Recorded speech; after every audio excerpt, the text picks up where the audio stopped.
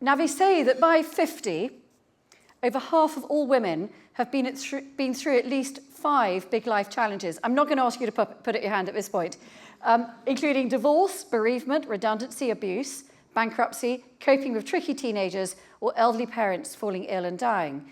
And that's before we even mention menopause, health challenges, and so forth. Now, my first guest, she knows how to pick herself up, how to change lanes, and how to start again. She has true grit, and it gives me enormous pleasure to be able to introduce her today. She's an award-winning TV presenter, Sunday Times bestseller, author of This Girl Is on Fire. She's interviewed some of the biggest names in the business, including Oprah Winfrey, Beyoncé, Drew Barrymore, and Michael Bublé. She also was the anchor on Loose Women for over 13 years, here to share her insights on resilience and the mental and emotional strength needed to help you get back up there when life knocks you down, and to inspire you to tackle change. Please join me in welcoming Andrea McLean.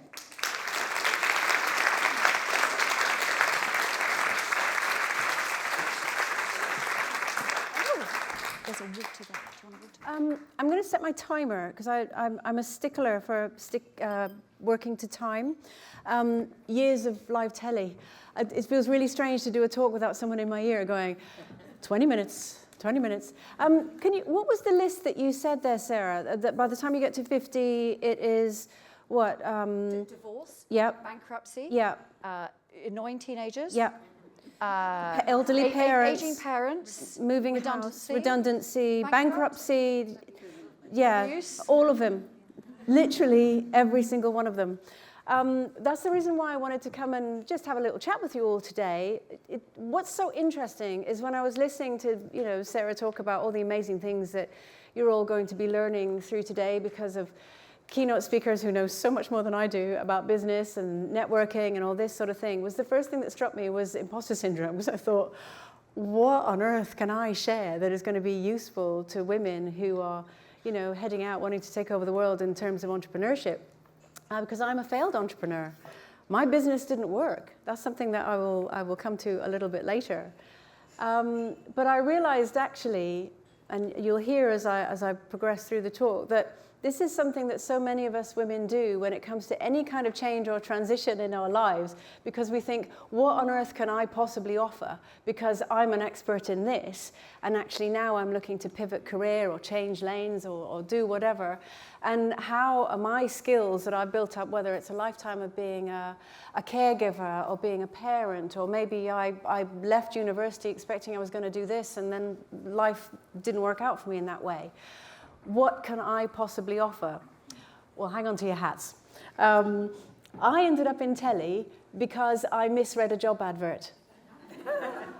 Most people who work in telly do it because it is a lifelong dream and they're always a bit of a show-off and it's something that they've always wanted to do. My dream was always to be a writer. And actually writing is such a solo, solitary, all-encompassing, lose yourself in your own imagination kind of experience. There's a whole world away from working in television. So how did that happen? I basically, when I was 22, I decided to go backpacking around the world. It was before the internet, it was before mobile phones, and I literally had like a tatty old, well actually it was new when I set off, it was tatty by the time I got back, a copy of the Lonely Planet Guide. And I literally set off with my then boyfriend. We came back separately, another story, over a bottle of wine. He left me. He was vile, actually. And what I did was I kept really detailed diaries of everything that I did, everything that I experienced, and that included, I got caught up in the Bangkok riots and the coup of 1992, literally lying on top of a hostel roof in Bangkok and bullets flying overhead and this kind of thing, and I wrote a really detailed diary of it. I took as many photographs as I could, and again, because this was before the digital age, I literally printed out the photos, filled my notebooks and posted them home to my parents. And that was how I kept a really detailed log of all my adventures and all my experiences. And then when I got home, I wanted to dig into this idea of being a writer. I'd been to It's so funny. Who was I speaking to early? I went to university. It wasn't a uni, it was a poly when I went to it. But now we just call them all universities. And I did history, politics, and international relations because I wanted to be a journalist. I came back from traveling and I applied to work for the local newspaper, and they turned me down because I didn't have the right degree. I needed a postgrad in journalism. So instead I sold them my travel articles, and I got paid £15 a page. And for about a year, I worked in a clothes shop. I managed a clothes shop. And on the side, I was working for free for the local paper, selling them my travel articles, then reformatting them, and I sold them to different national newspapers, national magazines, this kind of thing. But I realized that I wanted to work as a full-time writer. I'd been turned down by the local paper. My parents had moved abroad. They'd actually moved away to Kenya whilst I was in New Zealand. I rang home and somebody else answered the phone. That literally happened. My parents get really annoyed with me when I make this joke because they quite rightly point out they had no way of getting in touch with me because it was before email and before everything else. And all they did was they left this very nice man a name and a phone number and said, if someone called Andrea rings, that's our daughter, tell them where can you tell her where we are? Yeah, that actually happened. As my dad said, I used to have this recurring nightmare that I'd get home from school and put the key in the lock and it wouldn't work because they'd moved. And as he said, we'd like to make your dreams come true. And they did. They moved to Africa. So basically what they did was they had rented me somewhere to stay for 6 months to get me on my feet when I got back from traveling. I worked in the shop, like I say, was working for free for the local paper, and then stood on my own 2 feet for a little while and then thought, no, if I'm going to do this, I need to move to London. That's where it all happens. My mum had left me her old Fiesta, literally a 1980s old Fiesta. I packed everything I owned in the back of it and I drove to London. I knew one person and I slept on her floor. And I slept on her floor until I got a bedsit that literally was so small they put a mattress on top of a cupboard. And the walls were so thin that I was very lonely living in London, but the walls were so thin I could hear the man next door breathing, and I used to lie against the wall and pretend I knew him. That's what you do when you move to London and you know no one. And I went to journalism school. I worked for free for any paper who would have me. I had got a student loan out and then eventually managed to get a job. This is where the fun begins. I became a staff writer and sub-editor for a features agency, and my job was to interview TV stars and film stars and people who were in plays. And you might think, oh, did that whet your appetite? Is that how you ended up in telly? No, still had no interest. I just really enjoyed, interviewing these people. I got promoted to production editor and realized very quickly I didn't like being a boss. I liked being the creative. I liked being the one interviewing. I liked designing the pages and this kind of thing. So I'd started to apply for other jobs. And I accidentally misread a job advert that turned out it was for a weather presenter. When I got the phone call, I was so confused. And this woman was also very confused. She said, you don't even have a show reel. I don't know why they've invited you in. But we'd had to send a photo, which isn't that unusual. Sometimes when you apply for jobs, they ask you to include a photo. And I got invited in for an audition. I thought this was hilarious. So I thought, what I'll do is I'll write an article about what's it like to audition to be a weather presenter. I got the job. I was the only one that day who got the job. And there was lesson number one. You never get the job that you really want. You get the job that you're really relaxed about attempting to do. And actually, although I joke about it, that I misread a job advert, the reason I was so good that day was, one, I was calm. I went in with respect, and I was going to give it my all and do my best, as I do with everything that I do. But the reason I got the job was because of all my experiences up until that point. I'm a trained journalist, so I did shorthand. So I was able to write notes in shorthand and really get a grip of what it was that the meteorologist that was briefing us that day was trying to tell us. Journalistically, I understood really all I'm doing is telling a story. People at home need to know this quite complicated information in a way that they understand and in a way that's quite entertaining. And all I need to do is tell it. And it needs to have a beginning, a middle, and end, and some key points. The bit with talking into camera and putting something in my ear, I literally didn't find that hard at all, because to me it didn't matter. I instinctively knew that all I needed to do was look straight down that lens, and behind it was someone who was really interested in what I had to say. And it was that simple. I ended up working for the Weather Channel. They flew me to Atlanta with someone you might have heard of called Carol Kirkwood. Carol Kirkwood and I started on the very same day. That was where she eventually, she joined the world of weather. And obviously she went on to work for the BBC and I went on to work on GMTV, and our careers kind of ran parallel for a little while. I'll tell you about how I got the job on GMTV. All of this is relevant, by the way. I'm not just waffling on about my life. I got the job on GMTV because I'd been made redundant by the Weather Channel, which was quite unfortunate because I actually really enjoyed it, but two companies merged and people needed to go and I was one of them. I got the job on GMTV because I'd sent in a photograph, still didn't have a showreel, and the editor of the programme's secretary opened his mail and thought I looked very much like his girlfriend at the time. So she called me in as a joke to see if I looked as much like her in real life. I didn't know this, and I turned up all excited thinking, I've got an audition for GMTV. Bear in mind, there were only 4 channels on television at the time. They were getting 15 million views over the course of a week. It was huge. Time of Mr. Motivator, Fun in the Sun, it was Eamon and Anthea and Rain Kelly and all of that. I turned up all excited, and they got me into the office, and it had that normal power thing where the sofa was really low. So when you sat down, you were so much lower down than the person in charge. It's a little bit of a hierarchy trick where you automatically feel that you're at a disadvantage. And they literally stood over me, and they both went, "She really does, doesn't she?" And he was Scottish, the editor, and he said, "Oh, while you're here, you might as well audition."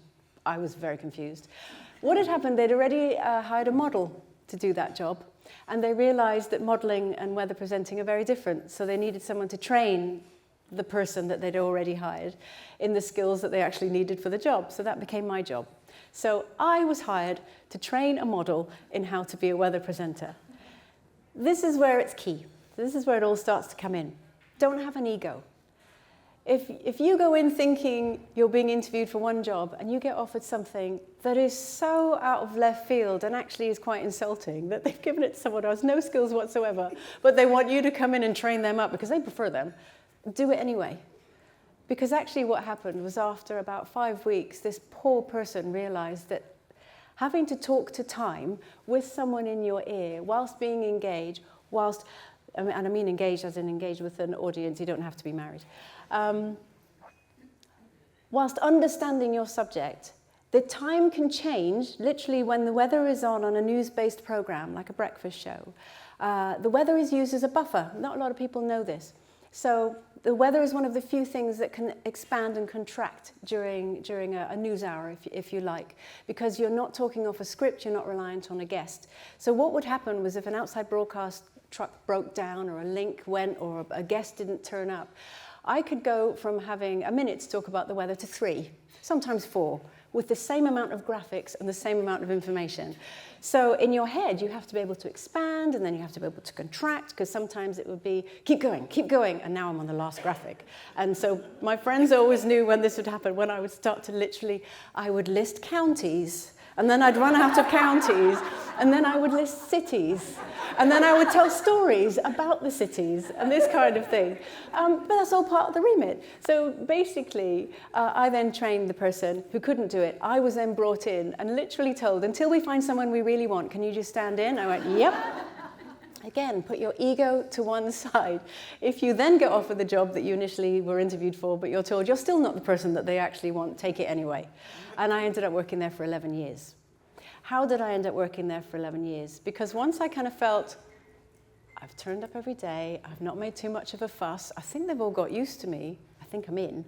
I told them that actually I'm a trained journalist, and I kind of got into this by mistake. I'm really good at the weather and I love it, but my main skill set is I'm really good at interviewing people who don't like to be interviewed. And that doesn't mean tricky politicians or anything like that. Actually, it means normal people. It means, for example, interviewing the parents of a child who's just had a heart transplant. And they are so grateful and they want to share their story, but they're incredibly nervous and their child is still very, very sick. I'm really good at that because people think that the main skill that you need to be a presenter is using this, and it's not, it's using this. Being able to listen and pick up on energy and read a room and really understand what is it that someone wants you to help them share. actually that's a little mini superpower that so many people overlook. And it's really important in business as well. You go into meetings and all you're thinking about, and be really wary of this today, when you're networking, people think, I've got my pitch, I've got my strap line, I've got my brand new, I know who I am, and you're so busy literally punching people in the face with the information that you've stood in front of your mirror going, I know I am strong, we've all done it, we've power posed, we've done the thing. Actually, the most important thing you can do is listen. Of course it's an exchange, because if everybody's just standing there waiting for the other person to talk, it's going to be a really boring networking event. But remember to listen. How did I get the job on Loose Women? I got the job on Loose Women because Kay Adams went on maternity leave, and I think it was the same time Jackie Brambles went on maternity leave, so suddenly there was a gap. My weather forecasting finished at 8:30. The Loose Women morning meeting started at 8:45, and I was in the building anyway. It's that simple. I was asked if I would like to join, and I said no, because that's that scary program where all the ladies shout at each other. And 13 years later, I still feel the same way. It is still that show, but actually I've totally reframed how I see it. I actually think it is one of the most powerful programs that is on television right now, because it is the only program that is 100% apart from the days when they do Loose Men. There's 100% presented by women, for women. And it's a panel show where literally 4 women with absolutely opposing views, they can have different backgrounds, different economic backgrounds, race, religion, colour, creed, all of it. And they are warmly invited into a room and in a safe space can argue like mad and put their points across with passion, and it is all okay. And I actually think in this day and age where you are so scared to speak up about what you actually feel in case you're going to get cancelled or someone is going to get upset, I think it's actually the most powerful program on TV, and long may it reign. And this is from someone who doesn't even work there anymore. Moving on to why I don't work there anymore. I quit my job after 23 years of working at ITV in the middle of the global pandemic. Now, I want to take you back to that time, because a lot of people think that I'm just that TV presenter who quit a job to run a personal growth business. Actually, most people think I'm just that TV presenter who left. They have no idea why I did. It's like I disappeared off it to avoid. I'd already been running my personal growth business, which is called This Girl Is on Fire, same name as my book. I've actually written 4 books. I'm writing my 5th at the moment, which is about reframing shame. You'll understand why in just a moment. I had already been running my personal growth business for a couple of years by the time the pandemic struck. If I want to take you back to 2020 and the end of 2020 when we were entering the second wave. So the first wave was bad enough. It felt like Armageddon. I remember funnily enough, I was at a photo shoot for the cover of This Girl Is on Fire book when everything shut down. And we were, if you look at the cover of the book, it always makes me laugh, because I'm like this, because it's, smiling cover. And I remember one of the assistants on the day said, excuse my swearing, holy shit, we all have to get home. And we were like, what? The photographer's taking the picture. We need to get home. Everything is shutting down.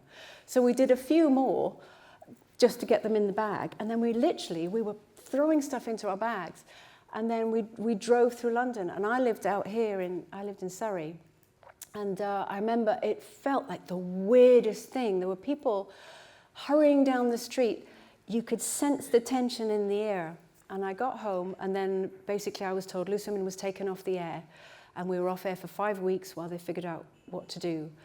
We then went back to work. Picture the scene. We normally have an audience of about this size, which makes it so much fun. We were then moved into the Graham Norton studio, which was so much bigger than our studio.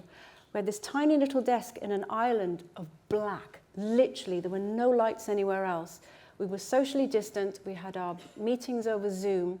We had to get ourselves ready, isolated, and then walk one by one and keep, the proper distance apart. And there was no one else in the room. And in this sea of black, there was this little island of light. And literally, I put my earpiece in, and the director and the editor said, right, we're going live, don't look scared. Everyone at home is expecting you to cheer them up. Don't look scared. And it was such a surreal feeling because we're literally sitting in a pitch black room that is massive with no audience feedback. We haven't been able to hug each other. We haven't been able to, properly engage. And then the theme tune starts and you have to go, hi, it's 12:30. Welcome to Loose Women. What a strange environment we're all in right now. Anyway, we did that for quite a few months. It got to the December. We had the second wave. Literally, we weren't allowed in the building until we had our temperature taken and they could be sure we didn't have COVID.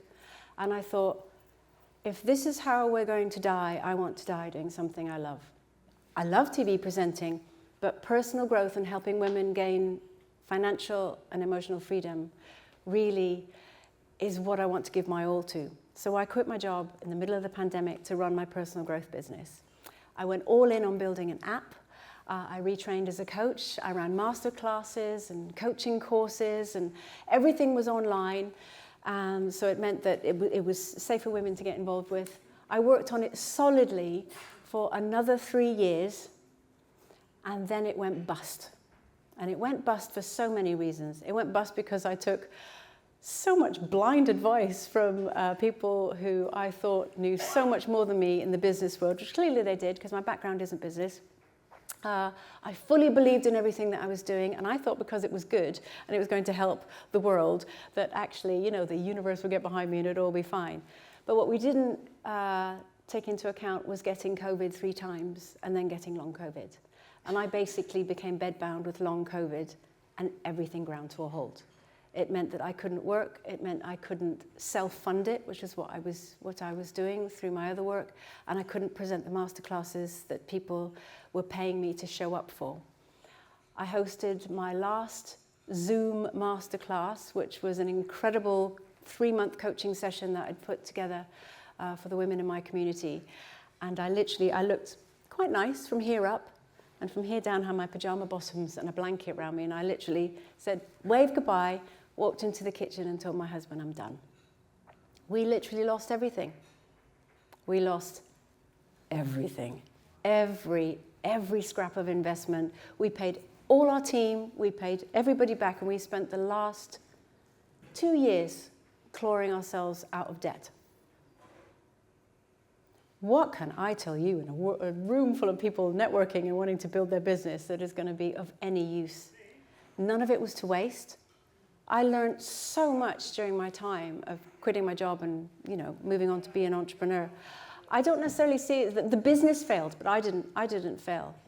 I learned so much about grit and endurance and all of those things, all the things that people like to hear from people who've done incredibly powerful and painful things. Normally you like to hear them from Olympians or people who've marched to the South Pole or done something like that. And we all kind of sit there thinking, that's so impressive. I couldn't do that, but it's so impressive.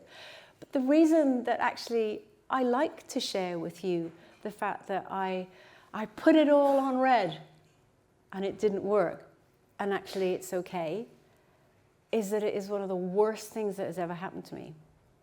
And I'm still here.